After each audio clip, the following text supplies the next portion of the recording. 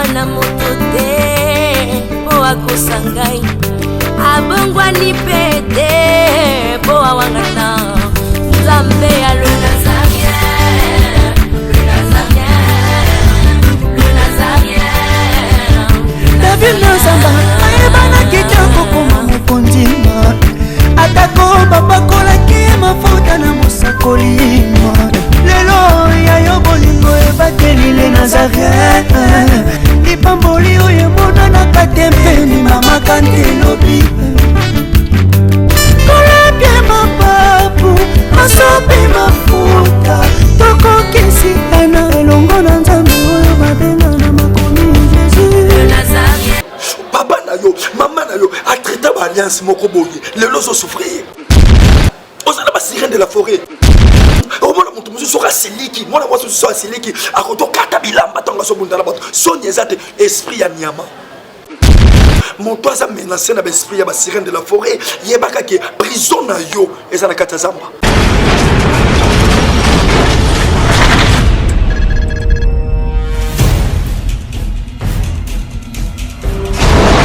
Pour vos annonces, vos prédications, vos clips, vos vidéos et autres, il y a qu'une seule adresse. N'hésitez pas à taper www.lesnazarins.com. En ces jours, nous sommes en pleine promotion. Extra matraquage. Olingi promotion ya produit na yo e bana monde entier. Olingi actualité, Olingi visibilité. Contactez les Nazarins. 100% chrétien, toujours vos amis.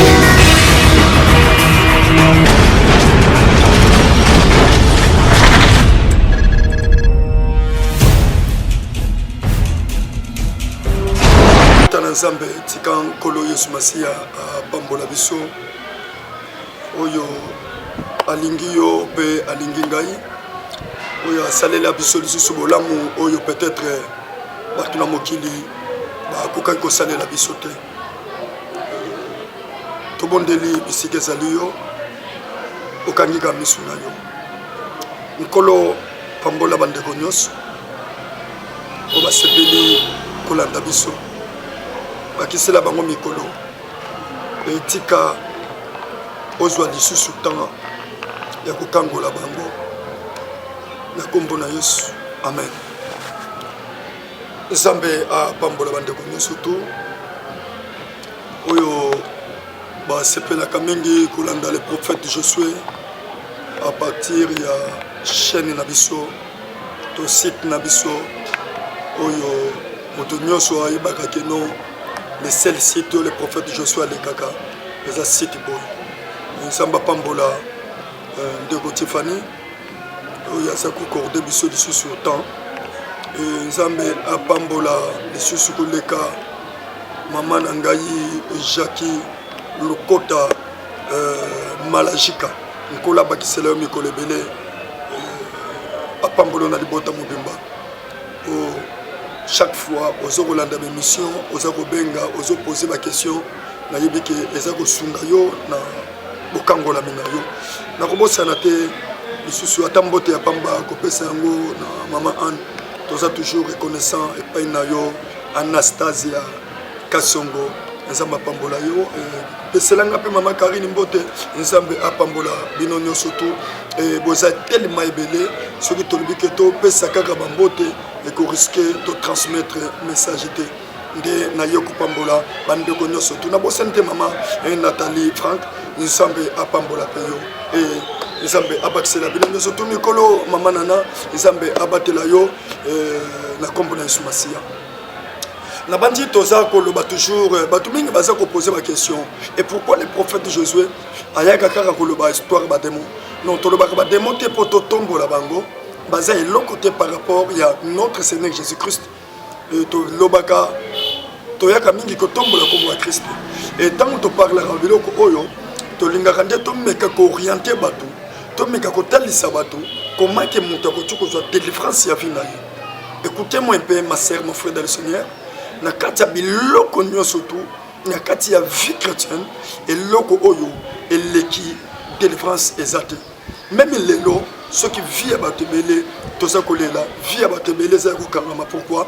parce que toyebi ndenge tokoki kozwa délivrance afi na biso te yango wana ndeko mosu ameki kotuna ngai mais prophète ozalaka suivant olobi suivant omona olimo te problème ezalaka biso moko malgré que eza chaîne chrétienne mais tokosana te ke la sœur Tiffany ndenge aza wana aluwaka ndako aza na batravailleur fafuta aza na makambo ebele malgré que tofutaka mbongo ya ebele te neti na bachaîne mosusu mais il faut boyebaka ke ata ya mokie tomekaka kopesa yango afin ke même ndeko aza na nsima na biso mpona kozwa baimage ekesenge transport ekesenge lobi asomba sako malgré que tozalaka fixe te ndenge na bachaîne mosusu mais kama mokie esalaka ke chaîne eévolué Nzambe apambola yo soko moni mikolo peut-être tozoleka te soit naza na retraite soit nazali na makoki te ya kocontinue baémission Nzambe apambola yo ndeko claverie okoka Nzambe apambola yo mpona babienfait na yo lisusu na mikolo elekaki tozwaki temps ya koparle biso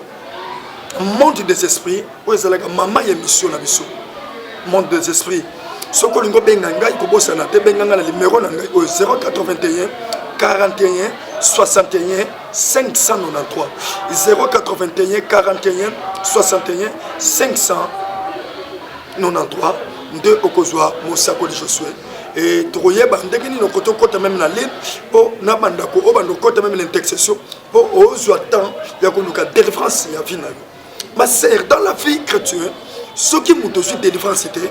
que le tout a toloté délivrance et le ngolo bateka il faut somba mituka délivrance et le ngolo bakaka te que non au somba mapango au somba au côté kozala na babosu na ya bele mais oza non délivré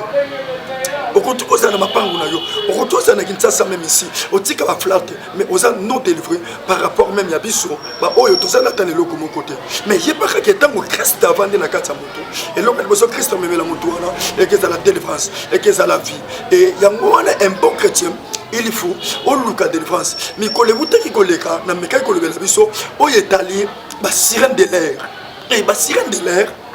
bazali la mission na bango on a meka ki ko parler na meka ko expliquer biso to ça au moins na 4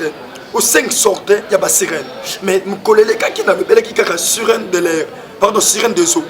la mekboli misanga makasi sirène des eaux et na kata sirène des eaux to meka ko parler mais salani na ba sirène et nani oya za sirène motokoto za na sirène des eaux okoto za na sirène de la mer pardon sirène de montagne okoto za na sirène de l'air okoto za na sirène de la forêt yebake biloko nyoso to wana ezakaka même esprit o ezaka opérer na ba façon ezali un peu différent sirène des eaux sirène de la forêt sirène de l'air bazali ce sont des esprits oyo soko tangi même na kati ya Bible okomona ke tango zamba za ko bengana ezali satana Bible lobi biso akitaki na zamba akiti na mai et aye ko kitala mipepe akiti même na ba savane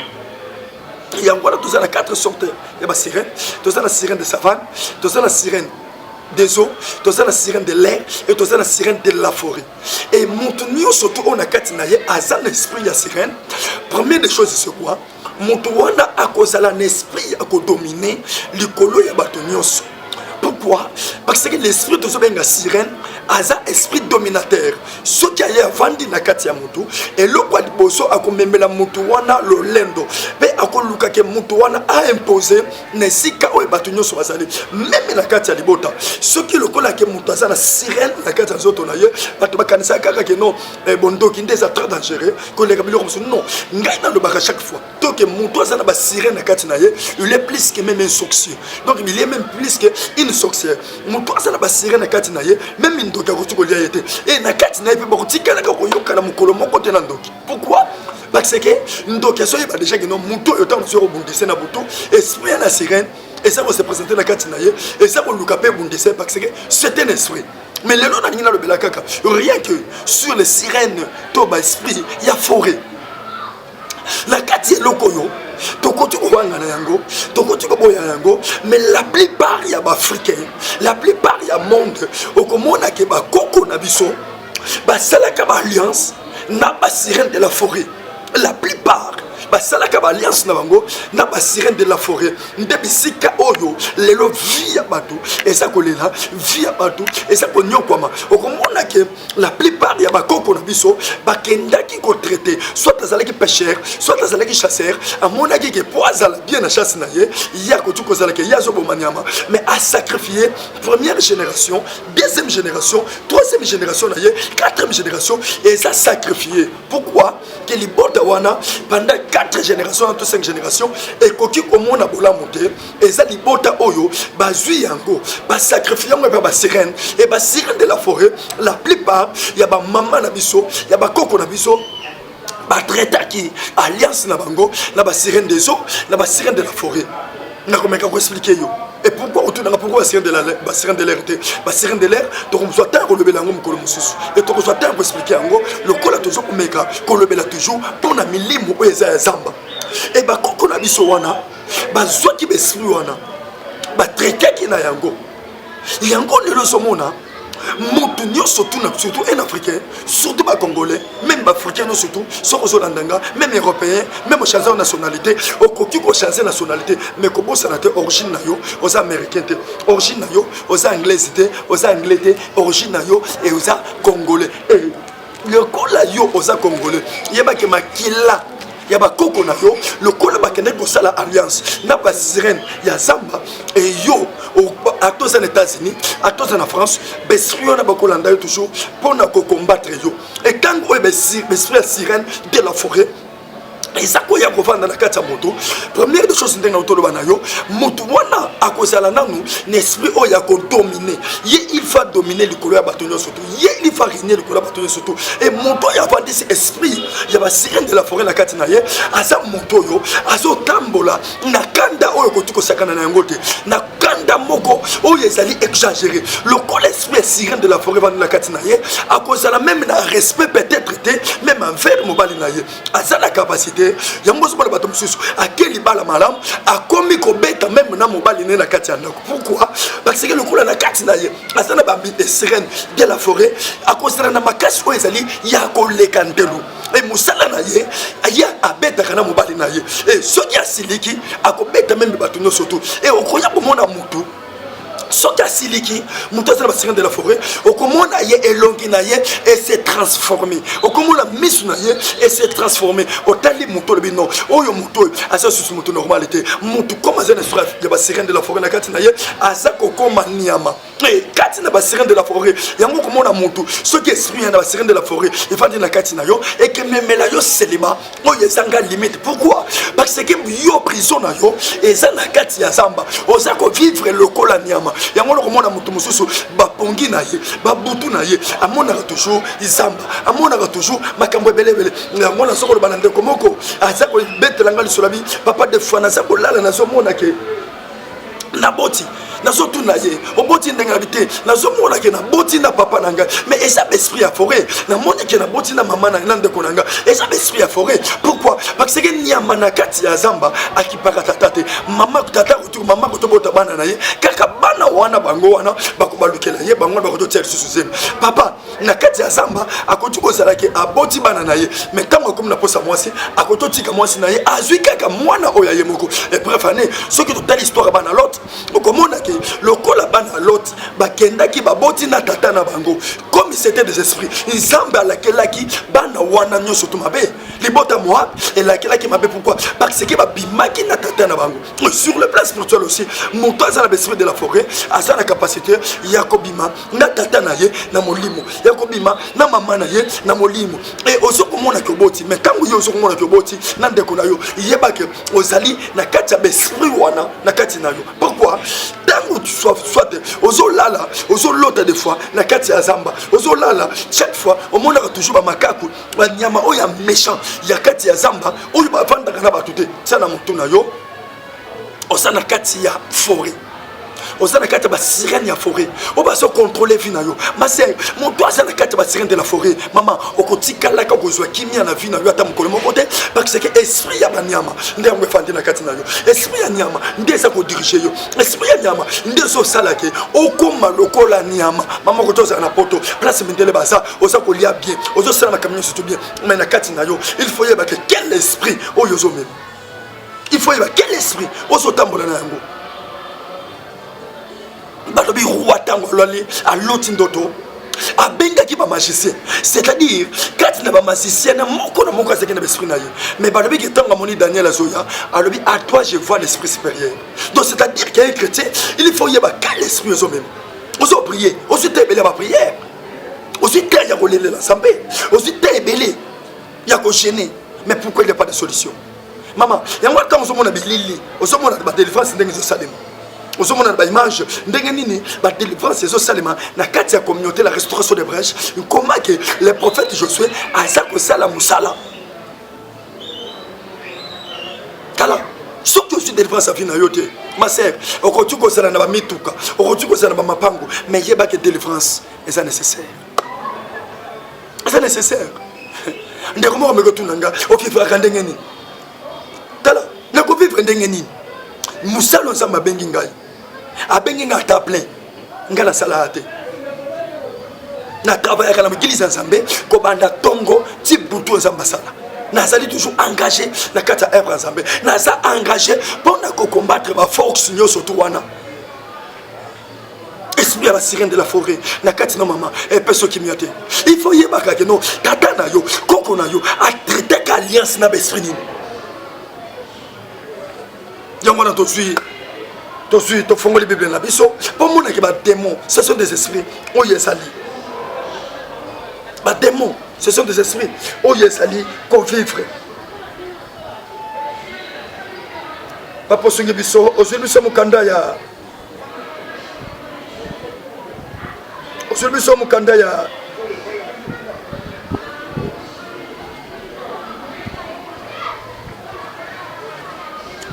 Marc chapitre 7 verset 29 et au retenir affection nanda kuna yo Luc chapitre 4 verset 41 Luc chapitre 4 verset 41 Luc chapitre 8 verset 27 Jean chapitre 6 verset 70 ok notanga ba affection yo surtout ndako okomona comment que même Christ a chassé ba démon balobi ke abengani milimo mabe mais milimo mabe zo loba na yeke oza mwana na nzambe akibisi bango lobi fanda kimia tala mon frère ma sœur na dina expliquer le komoko tala okotozala to un pasteur oza na bozuna yo mon dimeza na bozuna ye afin de so kimia te to benga na milimo mabe oye fanti na kata vie ya bato ma sœur mon frère soki démon fanti na kata vie na yo chrétien o sale le mot o sale le mot côté a tozo sala yango o risque que ne le faire parce que abanda kotinda yo na makambo oyo eza yango te o sala ba sirène de la forêt papa na yo maman na yo a traité ba alliance moko boye le loso souffrir le loso subir ba conséquences o ba conséquences o sala mo innocente o za innocente na biloko zo mona lelo na vie na yo. Pourquoi? Parce que bah, ça l'a déjà alliance na bango. Ma sœur, mon toit ça menacé na l'esprit, ba sirène de la forêt. Yebaka ke prison na yo, eza na katazamba. Prison eza na katazamba. Izamba ndezo diriger yo. Izamba ndezo kotinda yo. Izamba ndezo ko décider. Ma sœur, yango lo mona, nyoso tu ya yo zo simbate. O chanze mabala 5. Mais bando tala, o esprit nyama chanza kama bala ndenga lingi. Muyibi kaka yo tala esprit nyama ma sœur mon frère nyama yiba gelo ko mutatu na kata ko personnalité o mona mutu musu soka siliki mona musu soka siliki akoto kata bilamba tonga so bundala bato so nyezate esprit ya nyama o c'est esprit ya sirène parce que molimo ya nyama e yo kaka mutu sonité ya mona so mona mutu musu nyama penzate ona so mona pana biso na Kinshasa so que comme 19h obila bakwa musu so ko lekate. Ma sœur soso sala musala na tika yango okwe musu soko lekate bazo belela baturo ba recevoir yaka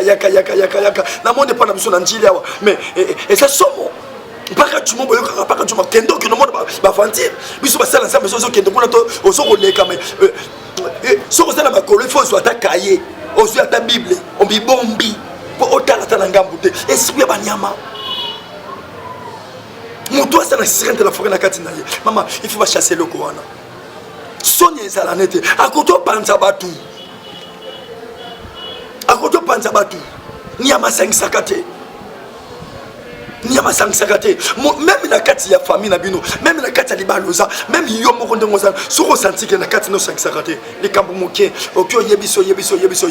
Mama, yeba ke nyama 5 sakate. Ata sangisi, lobi nonga panza batu. Au panza bande konayo. Balobi Christ a chassé besu mabe. Et besu mabe. Et bandi ko reconnaître. Ozamu ana sabetala. Maman, yo connais ce loco. Mon frère. Mili mo mabe. Et yebi ki place evanda. Et yebi ki ndako evanda. Et c'est un mot. Il faut des Christ ya régner la katina yo. Balobi un homme de la ville. Un homme de la ville. Balobi esprit. Mutu wana na kata ville. Azala ki ko porter l'esprit. Ya nyama ba sirène de la forêt na kati na ye ba sala ki na bango mon côté ya monde ko mo ka so le bananga le bi ba miyibi merci to ça ba miyibi merci hein ba miyibi mais ekeza na mukolo so ko yebe le ko tinda ko benga so ba miyibi o ko ka délivrance afin na yo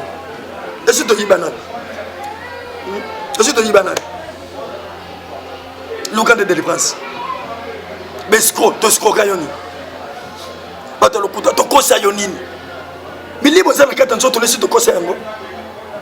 mutu susu atindi avant de kabado tinda message non soki yo zo négliger et ça na bato mususu o ba so considérer makambo to zo lobo et ça na bato mususu soki mama papa so ko za milibo mabete vanda kimia tika ba oyo ba so comprendre que non il faut pas luka défense afina bango ba luka yango parce que on s'appelle milibo mabe so ça milibo mabe to ko to bando finga bato ba sala ça me pamba te depuis sur pense biso to monaka. Il y a des difficultés sur ce côté. Il y a des difficultés sur la tête. Na uto sala mais quand uto les canaux sala pour 2 semaines ou 3 semaines ce qui est moi na mona na l'église toujours pour on luka moyen il y a que sauvegarder vie à bateau na kati ba prière o aider bateau na kati ba prière landa bible ndenge sur la cet homme na kati la ville mais na esprit de la forêt na kati na ye l'esprit de la forêt côté l'esprit sirène il y a cimetière côté parce que et combien belé mais ça va dans la carte ville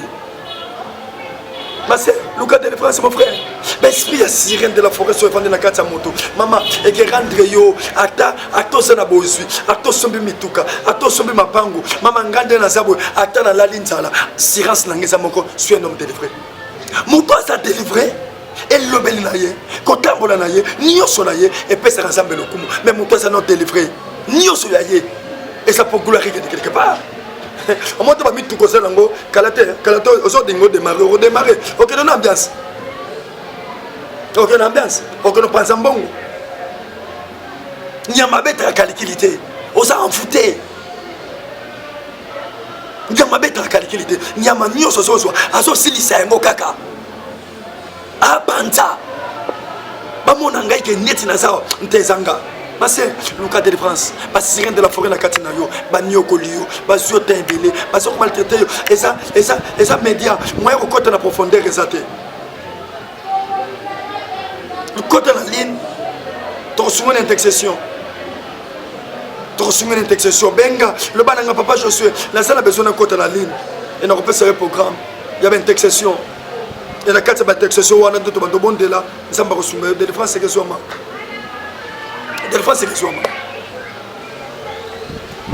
Même pasteur, ce qu'on a délivré, combien de toloté dans sa pasteur? Combien de toloté? Il faut nous garder de France. Mon frère, ma soeur, chasser l'esprit. De l'aimer là, parce que les amis, l'eau pour que tu domines la carte de la vie chrétienne.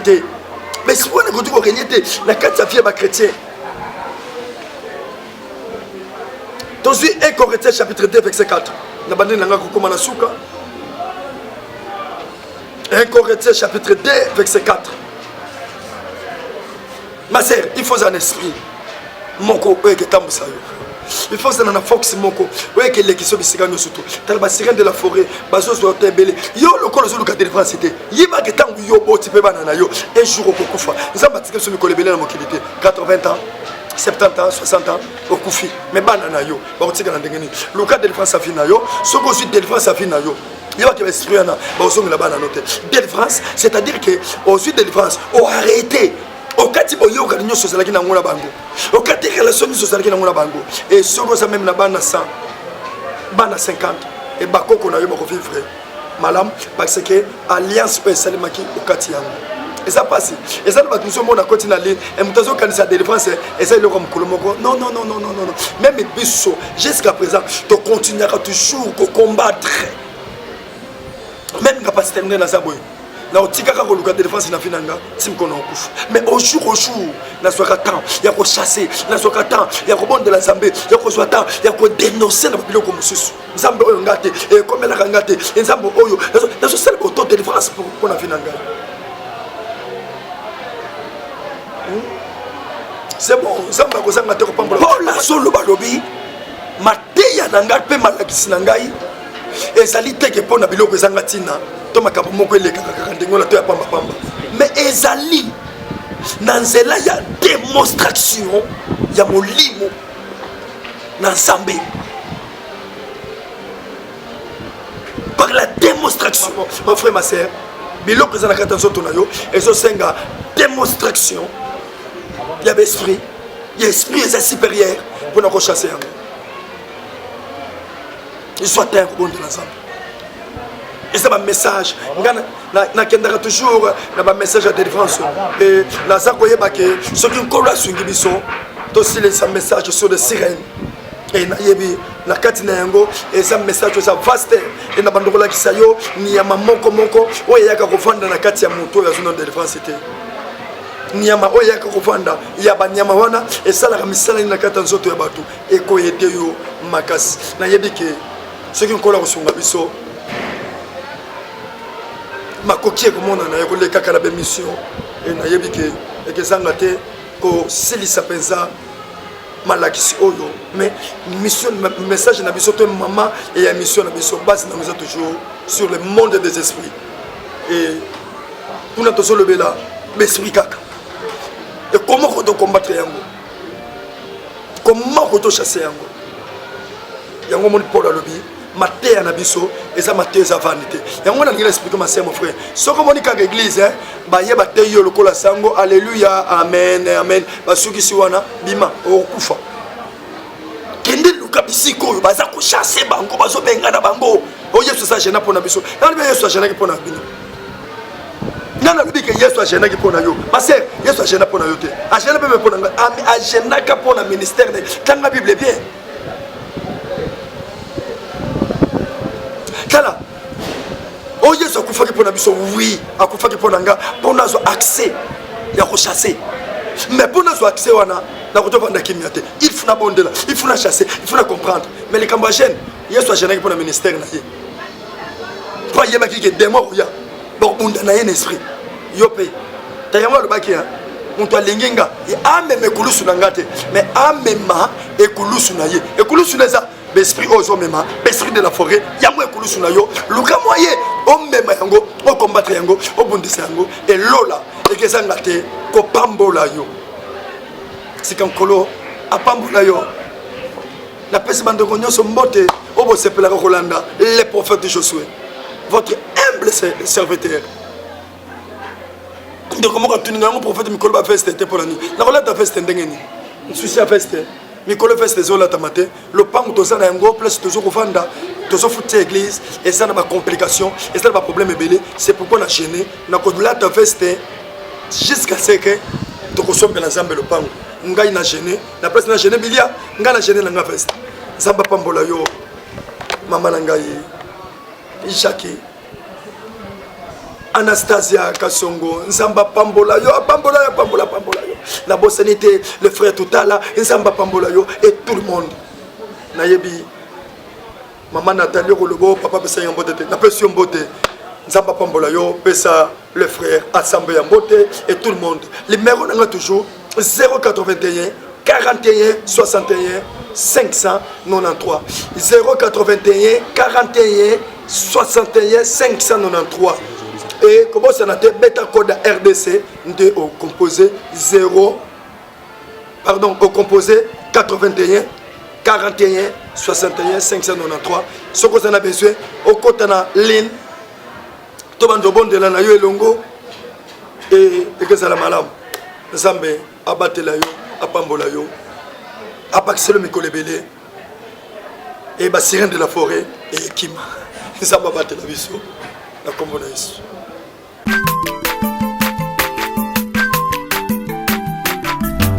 aza mwana moto te po akosa ngai abongwani mpe te po awangana Nzambe alo